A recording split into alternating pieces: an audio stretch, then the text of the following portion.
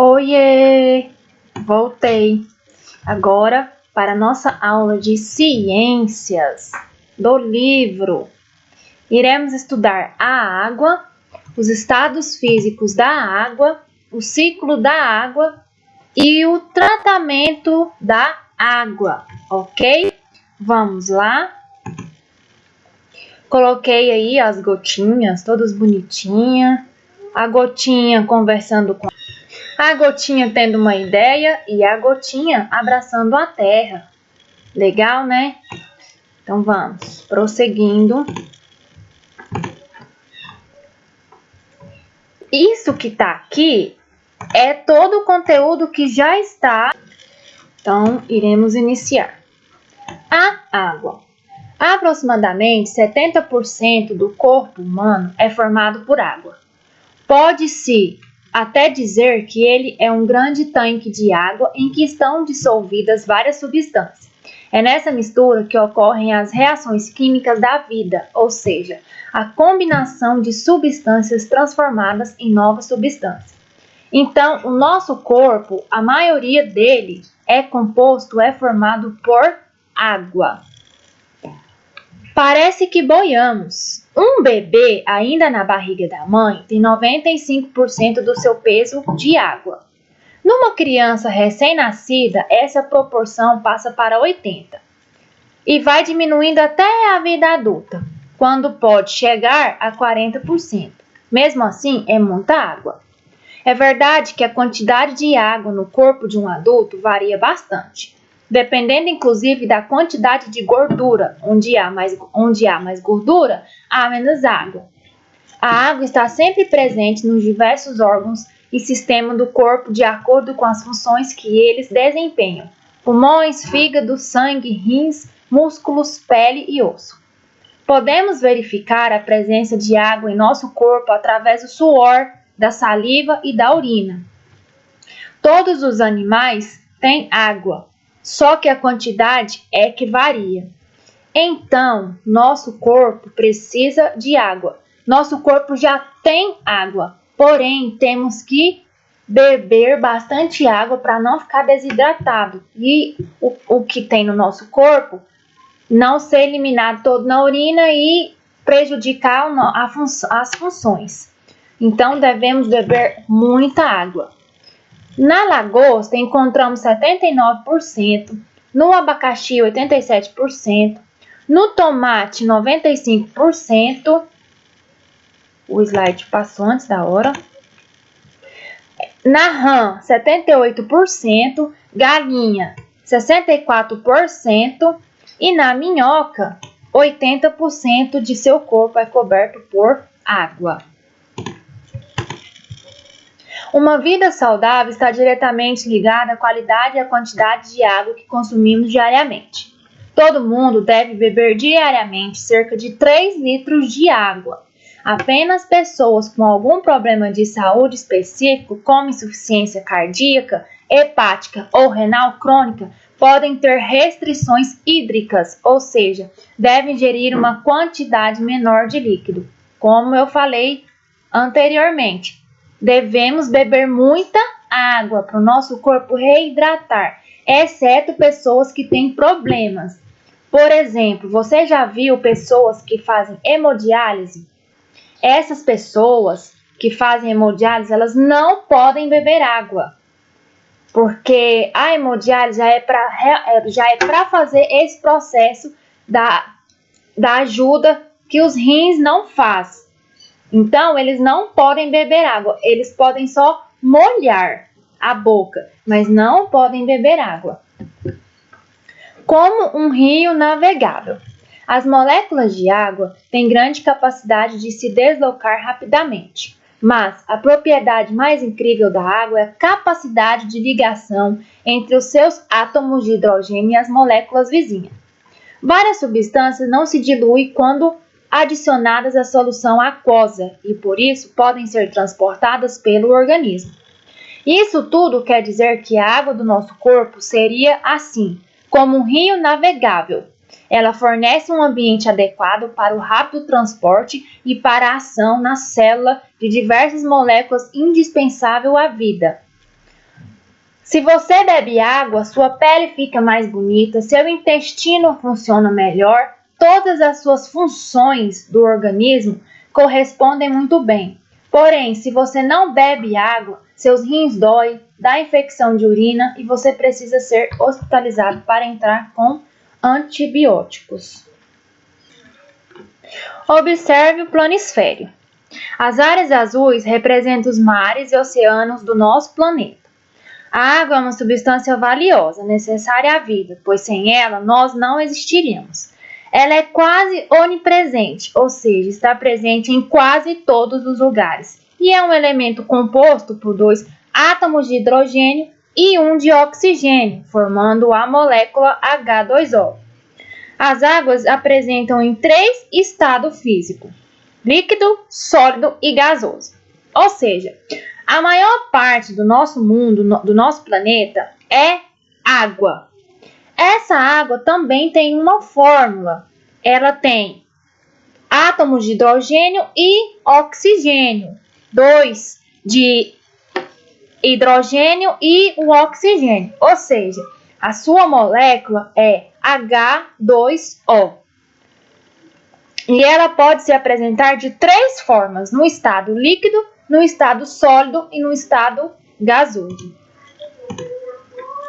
Desde os tempos mais remotos, o ser humano sempre procurou morar perto dos rios, das fontes de água, com o objetivo de facilitar a sua vida, utilizando a água para moer grãos, para irrigação, ou seja, para sobreviver. A água em nosso planeta pode ser doce ou salgada.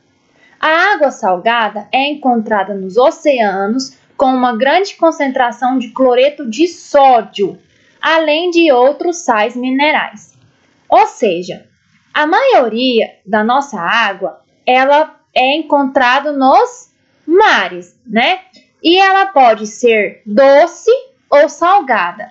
Rios, lagos, água doce. Mares e oceanos, água salgada, com maior concentração de cloreto de sódio. Cloreto de sódio é o sal que a gente usa na cozinha. Porém, para chegar até as nossas casas, ele passa por um tratamento para poder ser utilizado, industrializado. Já a água doce é encontrada nos rios, lagos e represas. Neste caso, ela apresenta uma concentração de sais minerais inferior à água do mar. Por quê? Porque ela é uma água doce. A água do mar, ela concentra mais sais minerais porque ela é salgada. Então, aqui ele fez um pequeno exemplo. Olha, 97% é água salgada e 3% apenas é água doce. Por isso que nós temos que preservar a água, porque ela é um recurso que ela pode ser esgotada, ela pode acabar, porque vocês viram aqui, a quantidade mínima de água doce é muito pequena. É uma quantidade, assim, praticamente é muito pequena para atender toda a população do mundo. Então, temos que preservar, porque se a gente tem só 3%, 97% é água salgada, e aí? Não tem como a gente beber a água do mar, né? Então, vamos preservar para que essa água não acabe. Tipos de água. De acordo com a sua composição, podemos dizer que existem vários tipos de água, que são classificados de acordo com as suas características. Alguns. A água potável é o tipo ideal para o consumo, para beber, para cozinhar. É fresca e sem impurezas. Então, essa água potável aqui é a água que a gente bebe, que a gente usa para cozinhar, que a gente usa para beber. Ela é potável, ela é fresca, ela é sem impurezas. Água poluída é a água suja que contém impurezas. Água poluída, por exemplo, aqui, o nosso meia ponte aqui, o rio, ele é poluído, então ele não pode ser consumido. Água contaminada, a água que contém micro-organismos capazes de causar doenças ou intoxicações. Por exemplo, você pode beber água da enxurrada? Não. Porque ela é uma água contaminada, ela pode trazer doenças para você. Então, a água da enxurrada não pode ser bebida, ela é contaminada. Água doce, água dos rios, dos lagos e da fonte. Água destilada é constituída de hidrogênio e oxigênio. Não existe impureza nem qualquer tipo de sal nela. Ela é adquirida através de um aparelho chamado destilador. Água mineral. São assim denominadas porque contém uma grande quantidade de sais minerais dissolvidos nela. Exemplo dessa água é aquela que a gente compra no garrafão.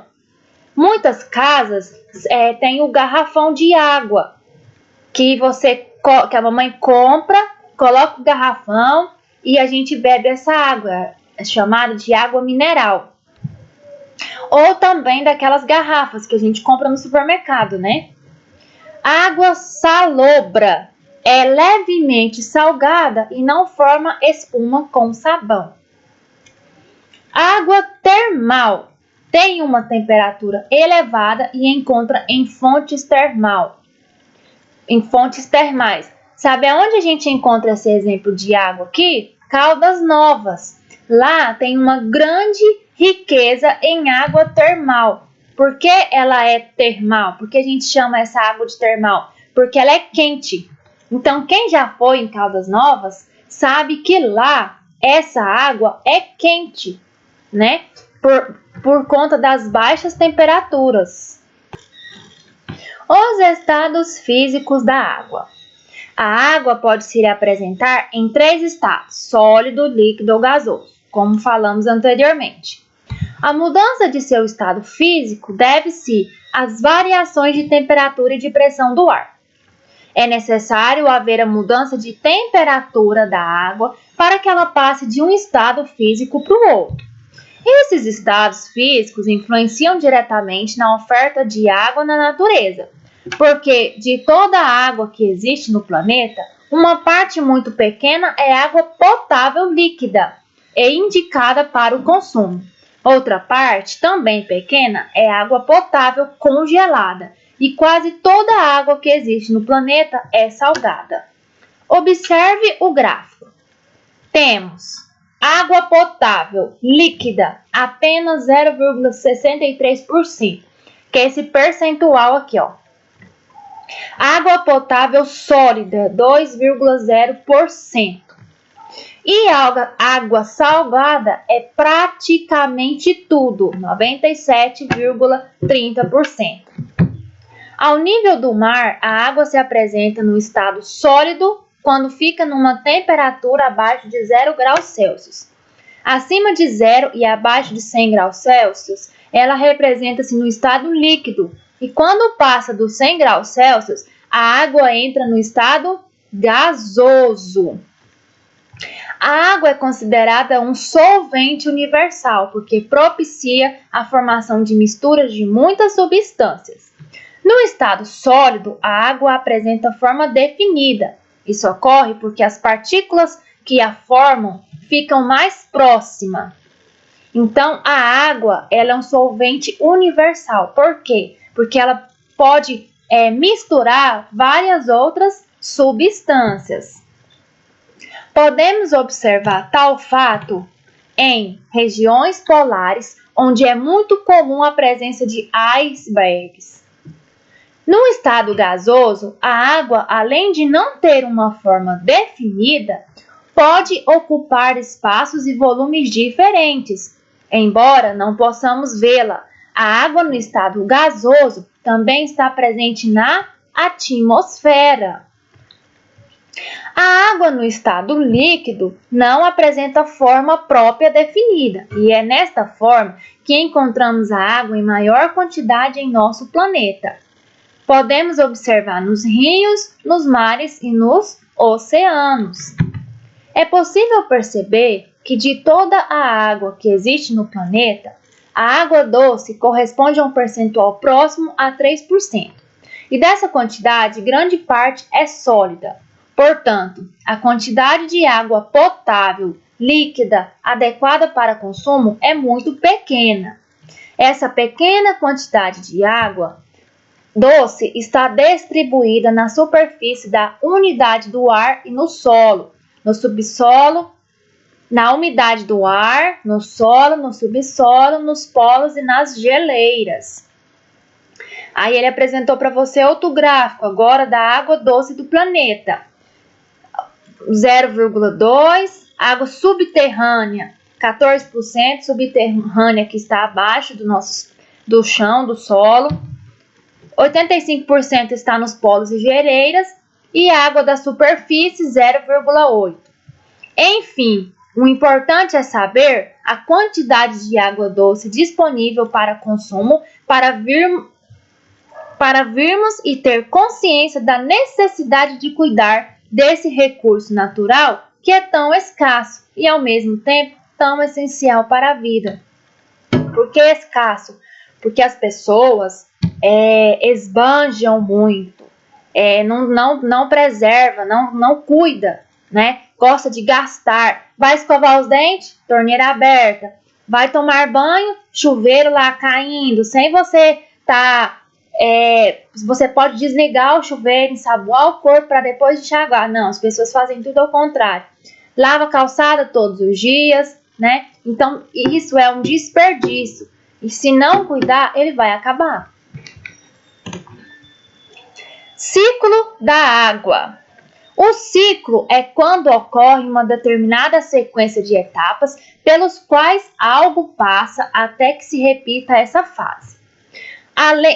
Assim, dizemos que existe o ciclo da água, pois a água no planeta há milhões de anos passa por um ciclo na natureza que faz com que possamos sempre reutilizá-la. Esse ciclo é o processo de transformação da água na natureza, passando de um estado para outro, que são aqueles líquidos, sólido ou gasoso. Ele é fundamental para a manutenção da vida no planeta Terra. É por meio dele que acontece a variação climática e a criação de condições para desenvolvimento de plantas e animais. Aí aqui nós temos a sequência de como acontece esse ciclo da água. No número 1, a água que podemos encontrar na superfície do planeta Terra, em lagos, mares, rios, etc.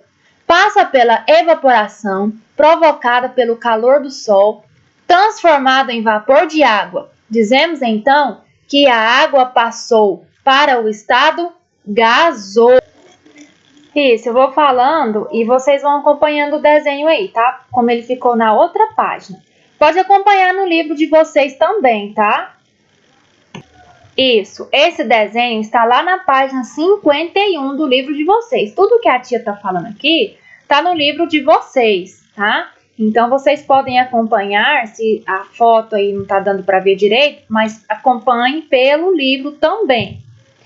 Número 2. Ao se formarem as nuvens, há um acúmulo de água muito grande. As gotas se tornam cada vez maiores e a água se precipita, isto é, começa a chover. Em regiões muito frias da atmosfera, a água passa do estado gasoso para o líquido e rapidamente para o sólido, formando a neve ou o granizo, que são pedacinhos de gelo. Isso acontece quando a temperatura da atmosfera está baixa. 3. A água do solo é absorvida pelas raízes das plantas por meio da transpiração. As plantas eliminam a água no estado de vapor para o ambiente, principalmente pelas folhas. E, na cadeia alimentar, as plantas, pelos frutos, pelas raízes, sementes e folhas, transferem água para os seus consumidores. Então, este aqui é o número 3. Número 4. Água de chuva e da neve derretida se infiltra no solo, formando ou renovando os lençóis freáticos. As águas subterrâneas emergem para a superfície da terra, formando a nascente dos rios. Assim, o nível de água dos lagos, açudes, rios e etc. é mantido. Então, a etapa da evaporação começa. Aqui, ó, número 4. Aqui, ó, os rios, os lagos aqui. Então, começa-se a etapa de evaporação. Número 5. A partir daí, a água é utilizada pelos seres vivos. Os animais ingerem água através dos alimentos e das bebidas que consomem e a eliminam para a atmosfera através da respiração, transpiração, suor, urina e fezes. Então, este é o número 5. Os animais vêm, bebe essa água, elimina pelas fezes, pela comida, pela urina. E o número 6. Já os vegetais absorvem a água do solo pelas raízes e da atmosfera pelas folhas. Depois elimina por meio da transpiração das folhas. Isso ocorre porque todos os seres vivos têm água em seu organismo, uns em maior quantidade, outros em menor quantidade. E aqui é o número 6, onde a água do solo e da atmosfera, esses vegetais sugam essa água. Ok? Isso, então vamos para o próximo. Tratamento da água. A água que chega em nossas casas, que consumimos, passa por vários processos nas estações de tratamento. As etapas que devem ser realizadas nas estações de tratamento de água para deixar a água própria para o consumo são: exemplo, temos aqui a estação de tratamento de água e de esgoto, ET, estação de tratamento de água e esgoto. Essa água que chega até aí na sua torneira, que você põe no copo para beber, ela passa por um tratamento. Ela não pode ser pega lá do córrego, do lago, do jeito que está lá e ser consumida. Ela precisa ser tratada, porque senão traz muitas doenças para nós. Então aqui ele vai explicar para a gente como é feito este tratamento. Primeiro, o número 1, cloração. Adiciona-se cloro à água para facilitar a retirada de matérias orgânicas e metais.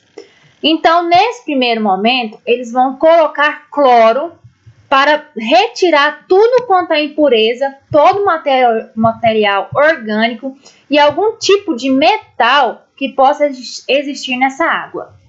Número 2, alcalinização.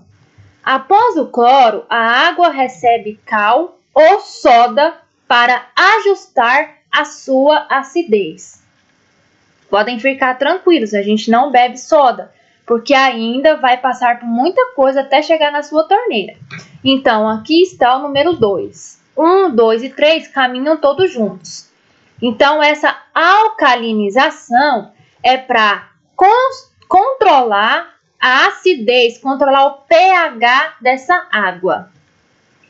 E aqui está o 3, coagulação. Em seguida, adiciona-se uma substância coagulante e agita-se bastante a água para que as moléculas de sujeira possam se juntar. Número 4, floculação. Depois, coloca-se uma substância que ajuda as moléculas de sujeiras agrupadas a formarem flocos ou partículas que possam ser retiradas da água. Então, aqui, ó, floculação. Vem uma substância para a água que vai tirar moléculas de sujeira e depois elas vão se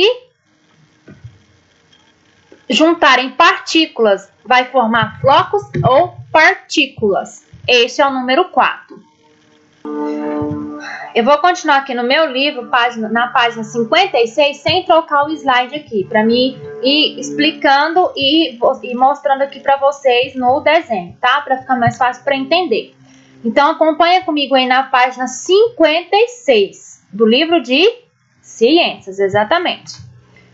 Aqui, ó, na quando a gente falou 1 e o 2 e o 3, cloração, alcalinização e coagulação, vocês viram aqui, ó, que é o cloro, o cal e o sulfato de alumínio.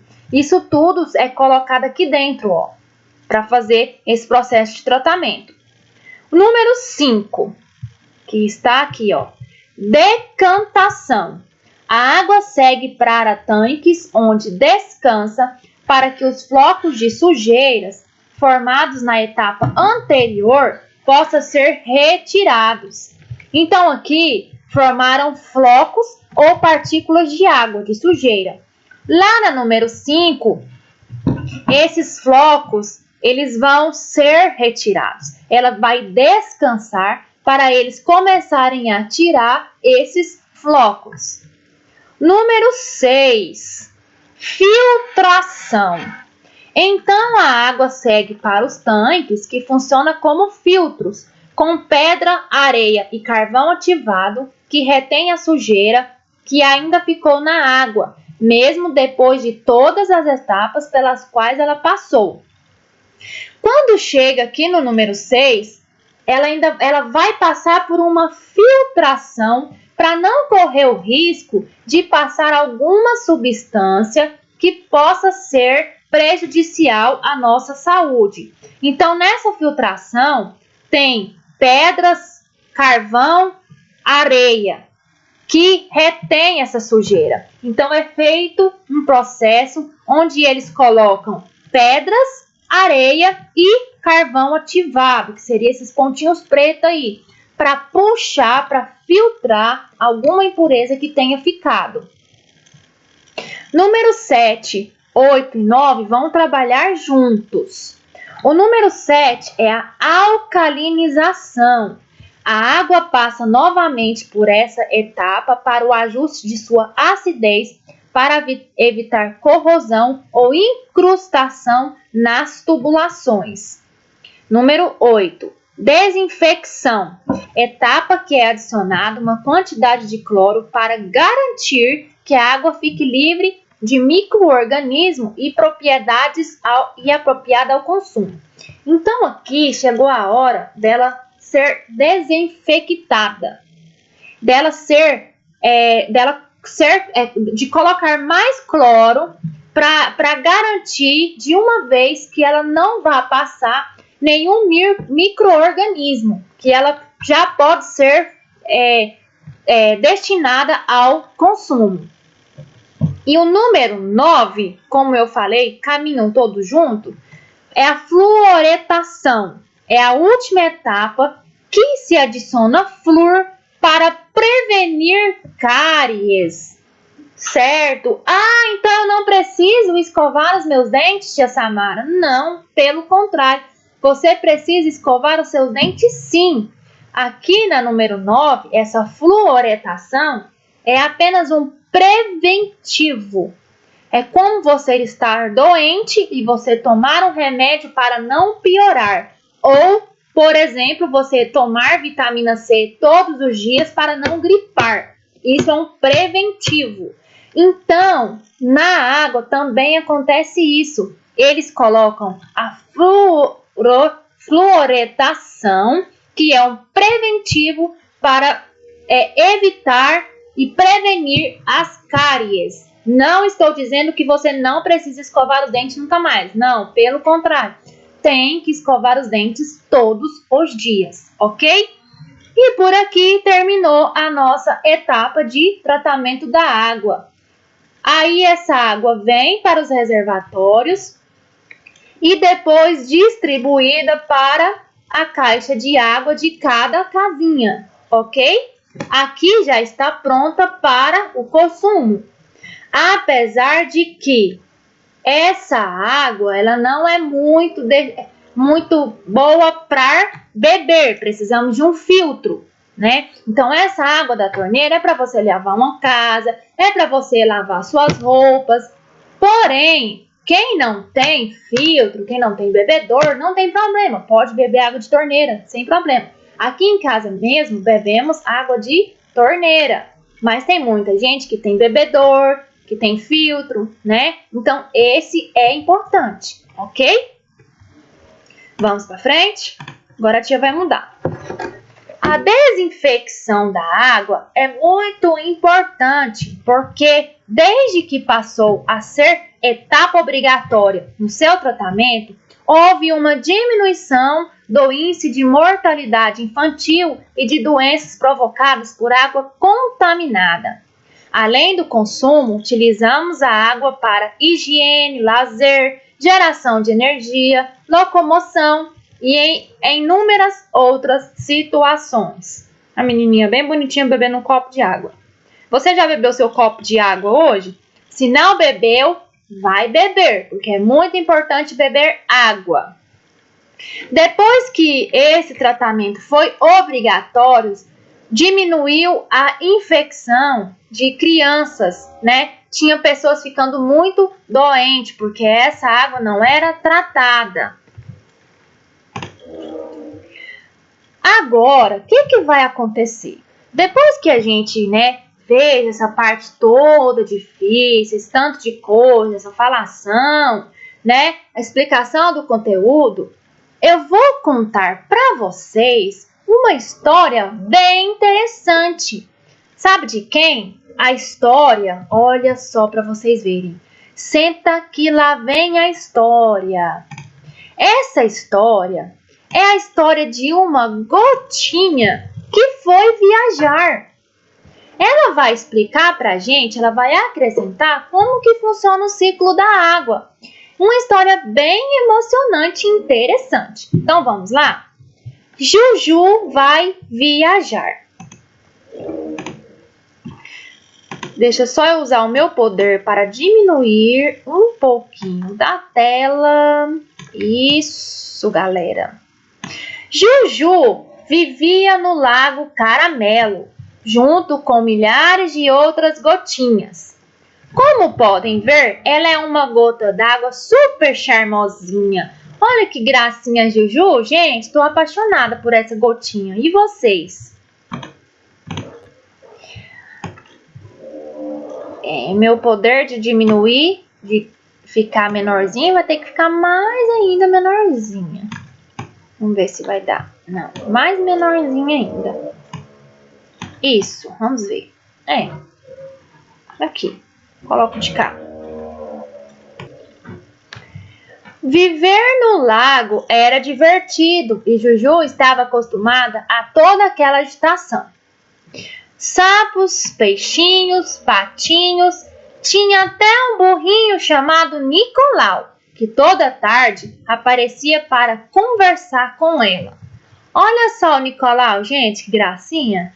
Aqui a Juju, os patinhos, os sapinhos e os peixinhos. Naquela tarde, ela contava para Nicolau que em breve faria uma viagem. Ela vai voltar? Eu vou viajar, mas volto algum dia para a gente prosear, para a gente conversar. Nicolau ficou um pouco triste, mas logo se conformou. Desejou boa viagem para Juju e seguiu seu caminho pensando. O dia da viagem chegou. O sol brilhava forte no céu e anunciava: é hora de esquentar as coisas por aqui. Vamos viajar? Juju e as outras gotinhas logo se animaram. Tinha chegado a hora. O sol brilhou ainda mais forte e o seu calor começou a esquentar as gotinhas que evaporaram e começaram a viagem. Elas viraram o que, gente? Chuva. Começou a evaporação. O sol esquentou e elas começaram a evaporar. Então, por isso que ela falou para o burrinho que iria viajar. As gotinhas foram subindo, subindo, subindo, encontrando camadas mais frias, até junto com outras milhares de gotinhas formarem uma linda nuvem. O vento soprou a nuvem, que ajuntou-se a outras e mais outras. Era uma viagem gostosa. Juju passeava por muitos lugares diferentes. Olha, as nuvens, tanto de gotinhas que fizeram virar nuvens. Ela conheceu muitas cidades, campos, florestas e achou tudo muito lindo. Mas tinha chegado a hora de a viagem terminar. Outras gotinhas viajantes se juntaram à nuvem, que foi ficando pesada, pesada e despencou em forma de chuva. Então elas evaporaram e ficou passeando por vários lugares. Depois, o que aconteceu? Elas se juntaram, a nuvem foi ficando pesada, pesada, pesada e transformou em chuva. Juju foi despencar em um laguinho tranquilo e aconchegante. Olha que lindo lugar que a Juju despencou. A Juju tinha virado o quê? Uma chuva. Exatamente. E não é que lá por um acaso do destino encontrou Nicolau? Juju descobriu que Nicolau também viajou.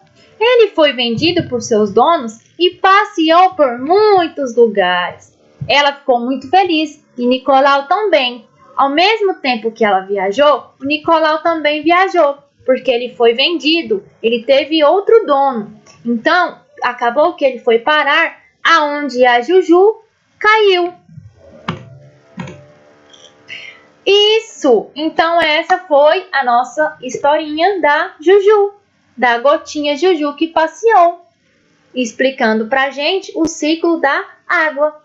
E agora chegou o nosso momento de atividades. Isso mesmo, nosso momento de atividade. Olha como eu transformei no Snoopy, usei até um bigode. Olha só que legal. Então vamos lá. Lá no seu livro de ciências, você vai responder para a tia as seguintes páginas: 49, 50, 53, 54, 57 e 58. Eu coloquei aí a Moana aí de propósito, né? Porque o filme Moana, top, e a maioria das suas etapas, enrolei a língua aqui, quase não saiu a palavra, acontece aonde? Na água, né? A maior parte da viagem da Moana se passa no mar. Por isso que a tia colocou a Moana bem bonitinha para vocês aí, ó. Então, responde as atividades direitinho, ok? Não esquece de mandar foto, faz com capricho, tá? Lembrando que hoje é que dia? Isso, hoje é quinta-feira. Então, você vai me entregar ciências na outra quinta-feira. Não tem necessidade de você correr, tá? Ai, tia, meu Deus do céu, tarefa demais, não tô dando conta, muita coisa para fazer. Você tem de hoje até na outra quinta-feira para entregar a atividade. Ou seja, quarta-feira você me manda as fotos, porque quinta-feira já é aula de ciência de novo, ok? Então não se preocupe, não precisa desesperar. Você tem praticamente uma semana para fazer a sua atividade de ciências, que são 6 páginas, ok? E está bem fácil. Aí na próxima semana, na próxima aula de ciências, a gente vai fazer a correção dessa atividade que vocês fizeram hoje, ok? Então beijo, fica com Deus e até sexta-feira com a nossa revisão de arte, a nossa correção, ok? Então beijo, beijo e fiquem com Deus.